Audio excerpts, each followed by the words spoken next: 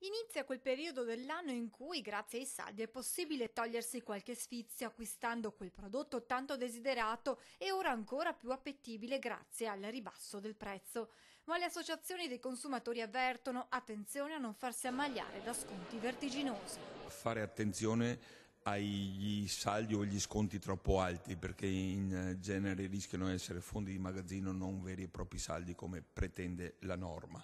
Prediligere i prodotti made in Italy, fare attenzione agli oggetti contraffatti sempre più in maniera professionale, poi Controllarne la provenienza laddove è possibile individuarla. al di là di questi consigli base per acquistare senza brutte sorprese durante il periodo degli sconti, secondo Adiconsum, quella della liberalizzazione dovrebbe essere la strada da intraprendere per i saldi.